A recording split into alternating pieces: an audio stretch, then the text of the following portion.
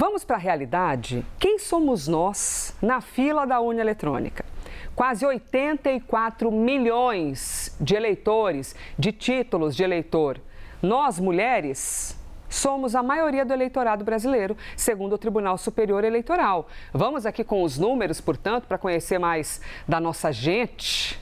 83,9 milhões de mulheres votantes, o equivalente a 53% dos eleitores. E esse número até cresceu um pouquinho em relação à última eleição, então a gente tem aumentado ali na quantidade de mulheres votantes. Os homens correspondem a 74,9 milhões, o equivalente a 47% da população. Por isso que quando a gente compartilha bastidores de apuração das campanhas, a estratégia das campanhas, eles ficam aqui, ó. Isso aqui, ó. Opa, peraí, gente, voltou aqui. Será que só eu estava me ouvindo aqui num sanduíche xixi? Mulheres, tá? Eles pensam muito aqui sobre as mulheres. Vamos ver a próxima tela? Mas quando se fala da representação feminina na Câmara ou no Senado, dentro do Congresso Nacional, Poder Legislativo, aquela galera que trabalha nas duas casas, dentro da Câmara dos Deputados, as mulheres equivalem a 19%. De todo mundo, você tem 513 representantes, 19% apenas mulheres. E no Senado Federal, quase a mesma coisa. 20% no Senado Federal, segundo também dados do TSE. E, neste ano, 35%, por enquanto, das candidaturas são de mulheres. Por isso, a gente vai conversar agora sobre isso. Por que essa falta de representatividade feminina? O que acontece para que nós, mulheres, não possamos chegar mais até o ambiente político? Luciana Oliveira Ramos está aqui com a gente, doutora em Direito Constitucional pela USP. Luciana, os números você já conhece, né? E angustiam a gente. Bem-vinda. Muito obrigada, bom dia a todas e todos. Luciana, a gente se sente menos inspirada a participar da política? Ou a gente é menos impulsionada? Ou existem outros fatores? Porque se o eleitorado é, em sua maioria, feminino, por que na hora de representar a sociedade a gente não aparece tanto? Há muitos fatores que explicam isso. Acho que um primeiro tem a ver com uma dinâmica estrutural da sociedade brasileira. Tem a ver com uma dinâmica estrutural da sociedade brasileira, que tem a ver com o fato de que as mulheres compete muito esse trabalho de cuidado, de afazeres domésticos, para além de estar no mercado de trabalho. Então, existe o que se chama de uma divisão sexual do trabalho. Então, as mulheres, para além do trabalho remunerado, elas ainda precisam zelar pelo trabalho de cuidado com os filhos, com a casa e com uma série de familiares também, né? Então, esse trabalho de cuidado, ele é muito intenso. Para além disso, a gente tem também uma falta de apoio dos partidos políticos às candidatas femininas, de mulheres. Por quê? Porque falta apoio, falta estrutura, falta, de fato, uma preocupação em incluir outras pessoas diferente daquelas que já estão lá, que em geral são os homens brancos de meia idade, uma classe superior, uma classe alta na sociedade, de entender que isso é relevante, porque isso se trata de representatividade. E, por último, acho que tem um ponto muito relevante, que é a violência política, que atinge as mulheres, seja durante as campanhas eleitorais, seja depois que elas assumem o mandato. Muitas delas sofreram tanto com perseguições de familiares, né, e até foram mortas, né, que obviamente elas saem da política, elas não conseguem resistir a isso, porque isso tudo afeta demais a sua saúde mental e como que elas poderiam conseguir estar nesses espaços sofrendo tantos ataques. E existe ali, inclusive, um limite mínimo, né, de número de candidaturas de 30%, que os partidos têm de oferecer, têm de colocar ali no cardápio de candidatos. Quando a gente fala de candidatas, a legislação exige pelo menos 30% das candidaturas de mulheres nas eleições proporcionais. Isso a gente vê muitas vezes também subrepresentado, quando até os partidos escondem algumas realidades e colocam ali umas candidaturas que não de fato correspondem com a realidade. Isso porque é difícil encontrar mulher ou porque é exatamente o caminho que você está contando para a gente, da dificuldade de você se sentir segura para representar também a sociedade? Não é difícil encontrar mulheres, afinal somos mais de 50% da população e mais de 50% e 2% do eleitorado. E as mulheres também, elas fazem parte da vida política. Elas equivalem a aproximadamente 47% dos filiados e filiadas aos partidos políticos. Então, não quer dizer que as mulheres não têm interesse em estar nesse espaço. Muito ao contrário. O problema são todos esses fatores que eu mencionei, mas também tem o fato de que, quando a legislação impõe aos partidos esse mínimo de 30% de candidaturas, os partidos até respeitam, mas isso porque, se eles não assim o fizerem, a sua chapa vai cair e o Tribunal Superior Eleitoral vai mandar refazer a lista. Então, eles são imediatamente punidos em caso de descumprimento. Porém, esse piso praticamente virou o teto. A gente não consegue ultrapassar 35% de candidaturas de mulheres, mesmo a gente estando aí em 53% do eleitorado. E mais, durante a campanha muita coisa pode acontecer. Então, de fato, o financiamento precisa ser distribuído para as mulheres, o que nem sempre acontece.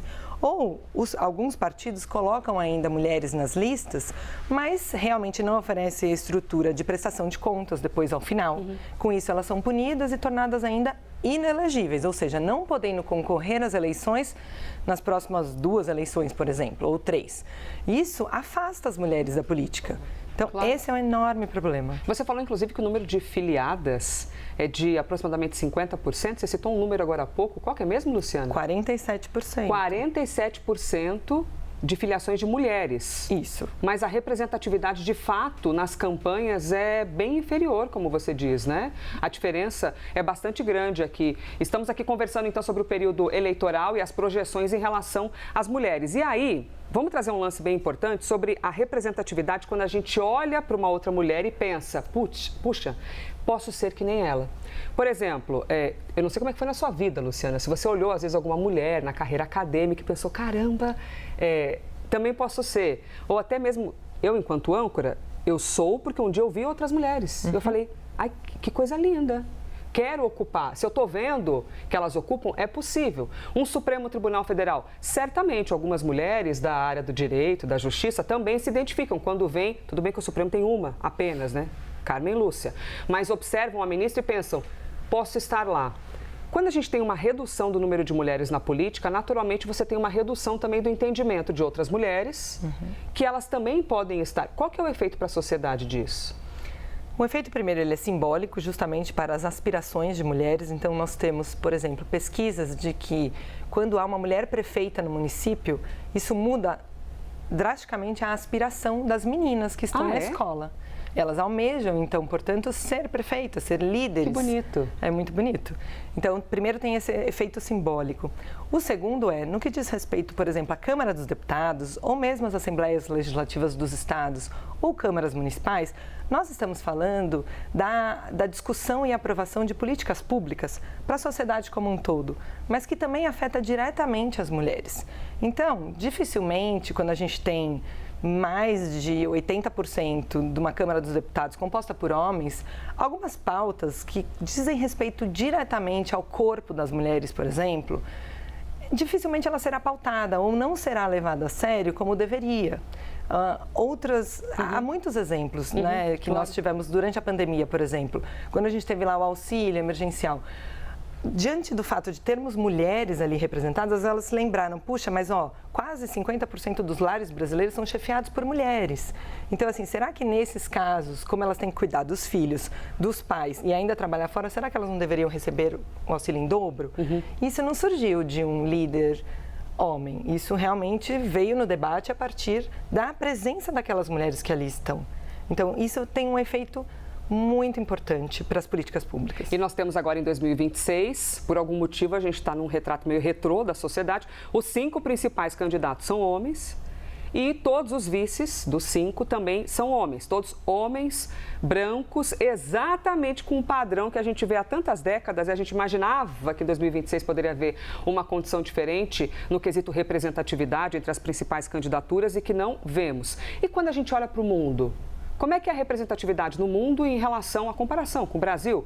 Eu vou chegar aqui pertinho do telão para a gente mostrar para vocês também essa informação, tá? E na sequência eu volto aqui para pertinho da Luciana, nossa entrevistada aqui de hoje. A gente tem aqui, Mulheres na Política, União Interparlamentar, ONU Mulheres, é a nossa fonte. No ranking mundial, quando a gente compara com outros países, olha aqui a nossa posição, 133ª, 133. Brasilzão desse tamanho, referência, hein? Big país, e olha a posição que a gente está. No parlamento, no Brasil, a gente citou agora há pouco, então a média no Congresso Nacional, 19%, mas a média mundial é de 27%. Luciana, a gente vê então que existem alguns países que estão caminhando para avançar ainda mais essa representatividade, e isso aqui coloca a gente no quesito observação mundial com uma vírgula nessa interpretação, né? De caramba, Brasilzão desse tamanho servindo como referência e ainda tem uma subrepresentação das mulheres? Justamente, esse é um ranking ainda que mede, as posições vão de 1 a 182. Então, assim, a gente está muito no final. Está além da metade, né? Está lá para a última página do negócio. Justamente. E aí a gente está próximo de países como Bangladesh, Arábia Saudita, muito pertinho, Índia, que são países que, assim, têm reconhecido alguns direitos das mulheres muito recentemente. Então, na Arábia Saudita, as mulheres passaram a ter o direito de dirigir o seu próprio carro. Imagina. Em 2014, alguma coisa assim. Então, assim, não é que o Brasil está muito ruim em termos de concessão de direitos para as mulheres, só que a nossa posição em termos de representatividade no Congresso Nacional é muito baixa. E o que acontece? A média regional, por exemplo, para além da mundial, ela é maior, ou seja, nossos países aqui, vizinhos, que têm um pouco dessa mesma cultura, um pouco mais machista, né, em que o homem é colocado numa posição de superioridade em relação à mulher, os países da América Latina, eles estão melhores do que o Brasil também. Então, assim, não é só uma questão cultural, é uma questão de institucionalidade, do tipo, lá eles têm regras ainda mais fortes para a inclusão das mulheres na política, que dizem respeito, por exemplo, às cotas, à reserva de assentos, ou então o fato de que os partidos efetivamente entendem isso como algo relevante. Então, colocar mulheres nas suas chapas é algo importante. Não só como regra, exato. Assim, não é porque tem regra, gente, vamos cumprir isso aqui, senão a gente vai ser penalizado, não é? Porque reconhece a importância. Exatamente. Tem a consciência de que isso é relevante e que, obviamente, isso pode também atrair eleitores. Que é isso que os partidos deveriam estar pensando, mas não, para que eu coloque uma mulher ali sentada na Câmara dos Deputados, eu vou ter que tirar alguns homens. Então, é uma questão de distribuição de poder. E isso é muito complicado. Desafio, hein, gente? Que desafio. E nós seguiremos, você já sabe, né? Todo dia aqui no Live, nessa nossa teimosia de acreditar que tem que haver a transformação e a gente não ser mais subrepresentada, e sim ser, de fato, representada pelo lugar que a gente ocupa, né? Enquanto maioria na sociedade. Luciana Oliveira Ramos, doutora em Direito Constitucional pela USP. Então, doutora, muito obrigada por ter vindo aqui conversar com a gente, compartilhar seu conhecimento. Eu que agradeço. Bom dia a todos. Muito bom. Que conversa boa, hein, gente? Seguiremos. Expusemos a vocês na segunda-feira, depois a gente falou na terça, na quarta, hoje na quinta-feira também, nesse preparo